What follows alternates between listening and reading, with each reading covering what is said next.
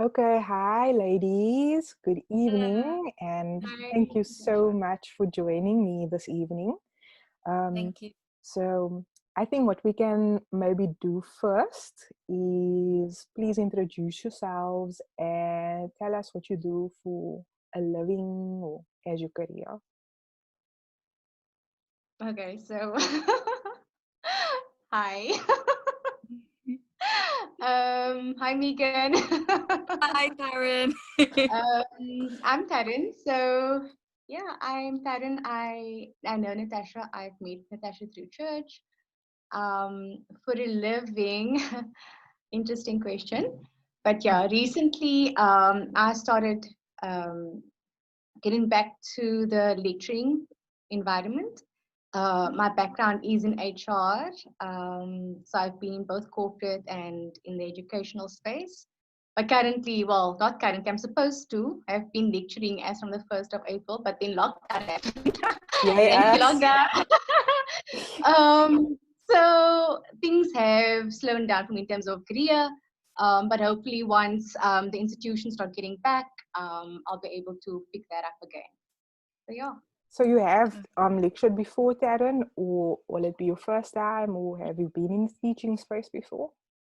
I have lectured before. I've literally started lecturing since 2013, and I've been lecturing either full time or part time, with a full time job and stuff. So I think lecturing is a big part of who I am, and I do quite enjoy it.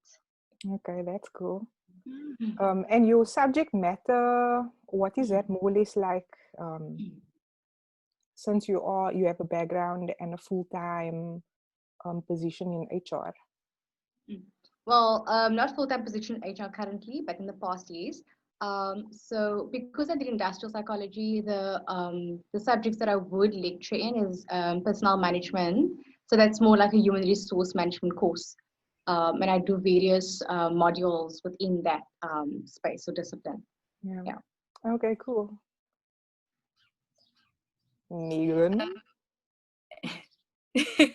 Yeah, I'm currently working as a recruitment advisor. It's actually a new role. So I got the job to move to London, and that was 3 to 4 weeks before lockdown. So just before I got the new job, and then all of a sudden had to go, obviously in lockdown. So it's been quite interesting. I've been in recruitment since 2016, but this is my first role in recruitment for a fashion brand, Yeah. and it's like one of the leading fashion brands over here in the UK. So I was so excited. It's like a dream job for me. So Yeah, because I'm sure all of us that follow you on Instagram. dot dot dot. yes, I love fashion. It's very fast paced, so it's Yeah. different to any of other like sector that I've worked in, but I really love it because like every day is so different. um and what's really cool is that before recruitment in any other company, it was kind of like a separate area to HR, but now in this company you sit within HR, so it's quite interesting. Just it can, because you can also like help out with their cases. So yeah, I really enjoy it. Megan, tell us, so what has you, because it's so funny now, like Terren's been in that situation, or is in the situation also of like being in this limbo of work, no work, like what's happening, waiting, what's going down, and probably like you similarly. Yeah. So how has lockdown kind of been just for you, in terms of, like this working space? And I know this word like furlough has been floating around, like what is that, what's up with that, and like how has lockdown actually like affected you guys over there? Well, so like I said, I moved to London and I was living by myself. And that was my first time living by myself since uni, and that was like 5 years ago. So when lockdown happened, it was kind of like a shock to the system because I was like, okay, I'm alone and also I can't go out. And then luckily, honestly, it was a godsend. My dad's friend was down in London because he works for the army. So he Yeah. was saying he's going like back up to Gloucester if I want to come with. And I was like, okay, yeah, definitely. And then luckily I did make that decision, because if I didn't, I would have just been there alone, and I don't think I would have coped well. Yeah. And how But long? yeah, How long have you sorry. guys been in lockdown for? I think it's been 7 weeks now. Okay. Yeah. Yeah. So with all this craziness, like you feel almost like you need to move to your next stage of life, and because of COVID-19 and just all this displacement that we are feeling, not being able to move on in your life, it's so easy just to like go into a dip and just feel like, gosh, like I'm not in control of my life. How have you guys been keeping positive during all of this? You can go. Okay, I'll go. For me, I'm generally quite a positive person, and I always try to like look at the bright side of things, or I always try to look at the light at the end of the tunnel. But obviously in this situation, it's been completely different. No one has experienced it, no one in our families or anything, so everyone's kind of experiencing it on a global level altogether. So for me, it's quite I don't know, positive in the sense how everyone's been keeping their spirits up, everyone's doing positive things and helping like their neighbors, or just involving themselves in different charity work. But for me, I basically help out with a charity over here called the Samaritans. But because of lockdown, I haven't been able to do that as such, but I've kind of still been able to do it within my circle of friends, or maybe just people on social media, because I always try to like post like motivational stuff, and people would maybe message me and say, oh, thank you for that, and then we'll get into a conversation. So I'm still being able to maybe use that part of me, but something that's keeping me going has been faith, and it's always been something that's helped me throughout life, like knowing that everything is temporary and nothing is permanent, and also that regardless of everything we're going through, because of we know who we believe in, and God is obviously in control amongst all the craziness. So for me, that's what's keeping me positive. I think for me, it's been so my positivity wasn't immediate, and I'll be honest with you, it has been a process to now feel positive about where we are as a country, and obviously as the world in general. Obviously, I think that this period in itself has been a journey of self-discovery for me personally. It's actually been in the beginning, it was really hard. It was really hard. And I'm only now, in the past 2 weeks, I'll be honest, been finding that it has been a time where I've had to become still. I had to become still through this process in finding out what exactly it is that God wants from me. And also I think that He's still busy directing my path. And I think previously, even before lockdown, I was consumed with what's not going right, because I'm still trying to figure out things. And then lockdown, and I'm like, okay, God, so what now? You know, seriously, you're just dropping these bombs on me. And as time went within the initial phase and startup of lockdown in South Africa, I realized that there's good in all of this. And when I started seeing what families were doing, what people were doing, what I was doing, I saw that there was a lot of good, and that there was positivity in all of this. For me, people that know me, they know I don't cook and I don't bake and all those things. But hey, guess what? Talents are reveling now, Taryn. So I'm cooking and I'm baking, and I'm being more domesticated. You know what that kind of future is leading to, eh? Don't know what kind of preparation And I'm God has in doing store for more you there. things with, sorry, I'm doing more things with my hair. And so, like I said, for me, really, it's been a time and a period of self-discovery. And in the past 2 weeks, even more so, I feel like God has been speaking to me. And I've actually labeled this period as a period of enlightenment and awareness. What Because does I that think that, mean for you? Because Mm. obviously we know like the word kind of like leans towards other kind of like beliefs, etc. What does it mean for you as a Christian woman? yeah, so it's all about the journey. And Jeremiah 29:11, Mm. the plans that God has for me, the plans that I thought I had for myself. It's just not God's plans. Yeah. I promised you in the beginning of this year I had a vision board. Yeah. And it was filled with five different categories on the vision board. It was family and friends, it was wealth, it was health, it was career, Mm. studies. Guess what? There's absolutely nothing on the board It's now because mid yeah. mid lockdown, Yeah. I was like, you know what? This ain't God's plans for you. And I just erased Yeah. everything and I said, God is in control.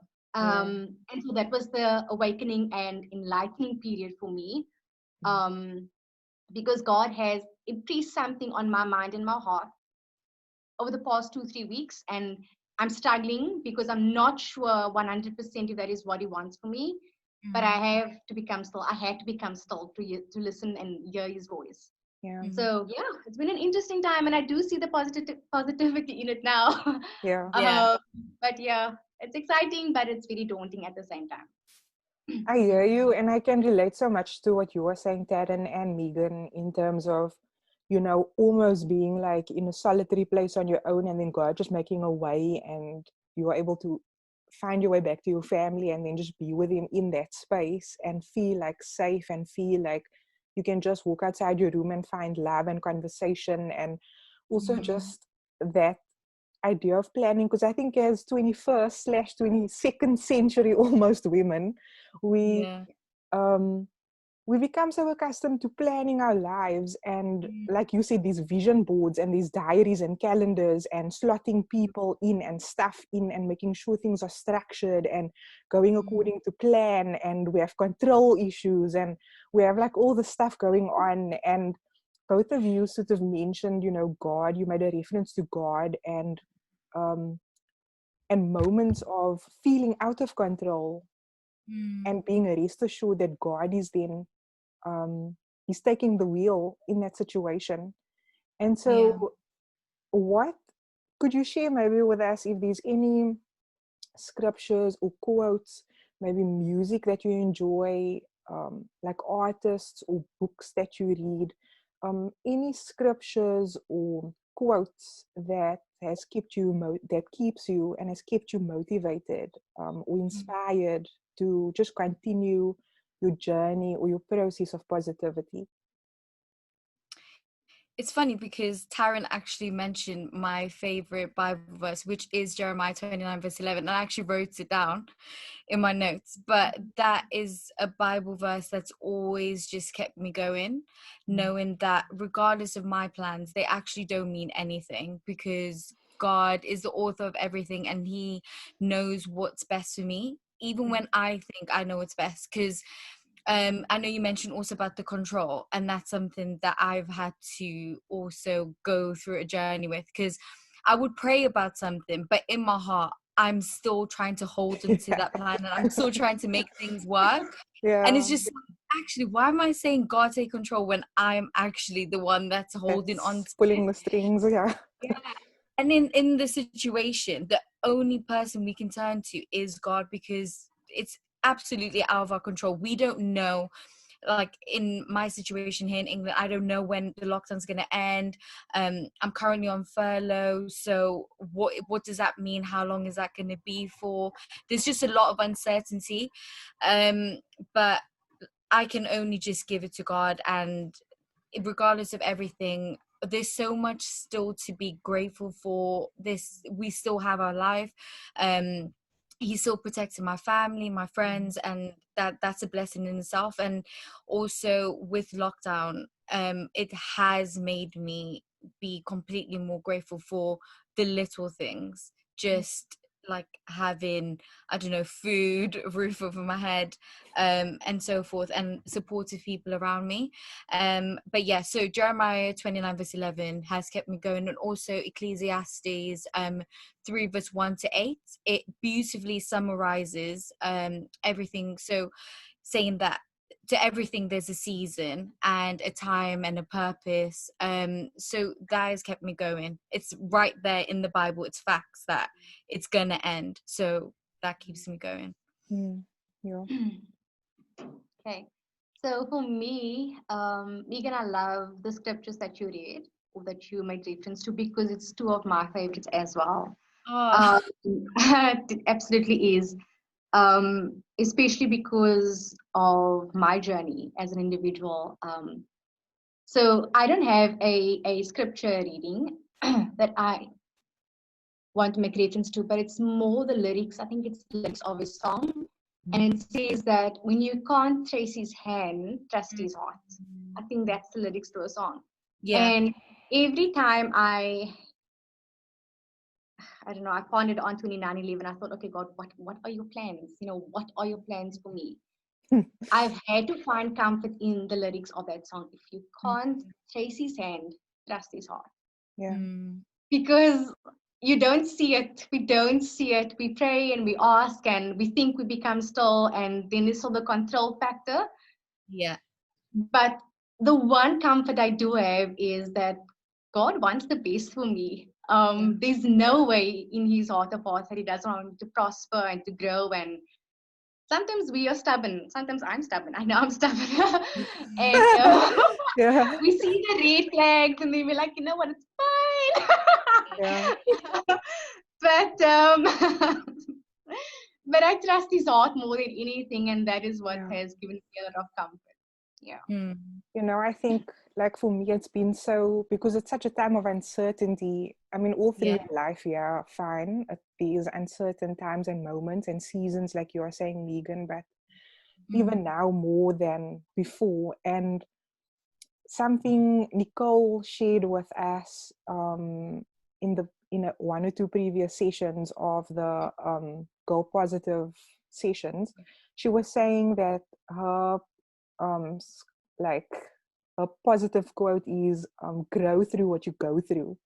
And that I guess stuck with me like so evidently every day when I do my devotion or I have my exercise sessions, whatever. And then something like, just you start your working day and something just like happens that ticks you off or irritates you, and then you just have this moment of like, it's just one of those moments again that maybe God is allowing my testing moment to happen, and I have to just know that I'm going to make it through this moment, and I just have to grow through this moment even while I'm going through it. And so, like, I just think it's so powerful if we can make that mind shift even if we are down, because maybe in all of these conversations I'm having with all of us, these are moments of positivity, because we are in that headspace and we kind of like can feed off each other and just encourage one another and know that we are encouraging girls and women out there as well. And then after those phone call, everything might just fall flat for you. But that's the reality of kind of this time that we are living in. And so I guess we have to keep positive with stuff like music and books and things that we watch, sermons, videos, documentaries, sharing with friends via online platforms. If there's any positive famous person out there that you think that you would maybe like to meet one day or share a piece of bread with or drink a cup of tea with, who would you think that would be? Oh, That's gosh. assuming famous people drink tea and eat bread, which they probably don't, because like no carbs. I don't know. So I'm not one to fixate and almost follow celebrities and stuff. Mm. Like ask me about the Kardashians, I don't know. Yeah. Like how many of them are there again? I'm just not interested. I never know like how many of them are there. I'm here and like Too many. Too many. Oh. But anyway, so I don't think there's any specific person that I would like to meet. Mm. The one thing I'd like to say is that the people that I surround myself with, because the assumption is, and I'm assuming that's why you're asking the question, the assumption is that when we want to meet these people, we think that we're going to get something great from them. We're going to get some inspiration from them, from their stories and stuff like that, right? And ask them, how did you get to this point in your life? And for me, the books are there, it's on the internet, it's available. Their stories are available, right?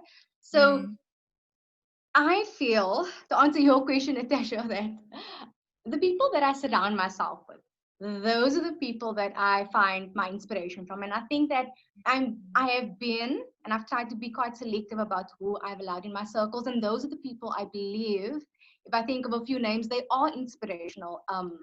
And they are the ones that want me to do better. They are the ones that actually support me. Not someone like the Kardashians that doesn't know me, you know. Yeah.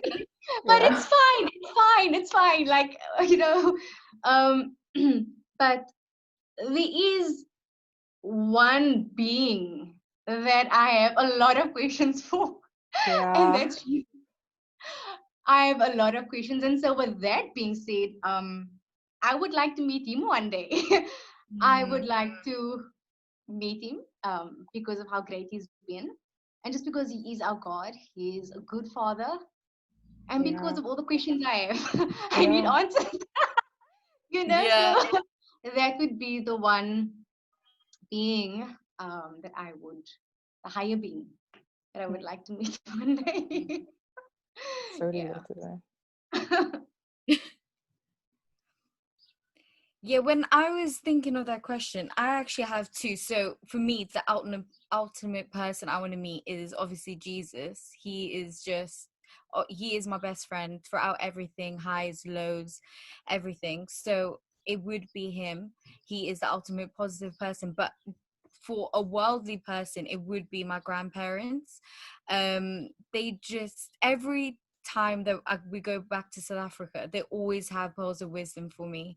I always leave South Africa just feeling like an even better person because I'll hear stories from them, what they went through. It inspires me, and even when we call them, there's never a time that I never feel never uplifted or anything like that. They're always praying for me, and I know it's their prayers that have kept me going always. And for me, that just means the most, even though I can't physically be there with them. Knowing that they are actually spending their time praying for me means the world to me. So it would definitely be my grandparents, and then also my family as a whole. Your whole family's famous down here in South Africa, Megan. No kidding. No, for me, that's also like really something that I'm looking forward to, is just having, because I think there's this thing inside of us that's always like yearning for an answer and some kind of reassurance. And I don't know how it is for you, but for me, I've gotten to that point in my life where I've realized that Christ is the only one that can give me that, like no one else, because we all slip up, we all sin, and we all cannot, like, I'm never going to be able to satisfy the next person. And I realized that with that, I would also want to meet Jesus one day, just not just for asking him all the questions, but just for spending time with him, like as a reality. And I think it's something so beautiful when somebody can make reference to the grandparents in the way that you have, Megan. I also kind of share that sentiment to a degree, where I think many of us maybe out there as girls, like, I know there's always this idea of this father figure and the importance of that in any girl's life. And I mean, the importance even of a grandfather and what that means to us as girls is also something quite like beautiful and important if it's present for us, because not all of us have had that opportunity. And I'm also one of those people that's not had that opportunity to meet one of my grandfathers, but you just hear like all the stories about them and you wish like, wow, I wish I could have been there just to like meet you. Yeah. And so I'd like to thank you so much for your time and for being willing to share. So I just, for the last 3 minutes of the call, just want to ask you to maybe share some last words. So if I can share, through the lockdown period, and through the last 2 weeks, I think that I have seen glimpses of God. And my encouragement is that we will try and see, even though we go through these difficult times, that we'll try and see Him. And if we can't see Him, that we try to seek Him. Yeah. Sure. Because that's my personal experience. I've seen glimpses of Him more clearly for this. Look, it's for a specific period of my life. It's not to say that I've never, it's this specific period that I'm referring to. Is to and listen. This period has really made me stop. And I'm seeking Him for what He has potentially revealed to me. Yeah. Megan, I think you have like a minute. Oh, okay. Shut up. To wrap it up, basically, for people just to keep going, regardless of how they feel, just even if it's little things like just getting up out of bed in the morning or going for a run, anything, because when you go on social media there's just a lot of pressure to say, oh, you need to come out of lockdown with a skill and things like that. But little things, like contacting a friend that you haven't spoke to, just those little positive things, I think those are so important. And take advantage, like you said, of the stillness, and because we're never going to get this again, we never know, but to use this time to just be still. Okay, thank you so much, Darren and Megan, for your time. Wish we could have chatted a little bit more, but thanks to Zoom, it's not free for all of us. Yeah. So putting it out there. So yeah, my encouragement to you, and just as we close off, just keep going with your process, with your journeys, and even for those times that we do feel down, it's okay. It is okay. And that's why we have these moments where we can just be positive and project it out there. No matter how weak and insignificant we feel at times, I think we can still mean something to somebody, and especially to the girls out there. So thank you so much. Thank you. Enjoy your evenings further. And bye, Mimi. Nice meeting you. We'll speak again. Yes, definitely. Okay. Bye. Keep well. Bye.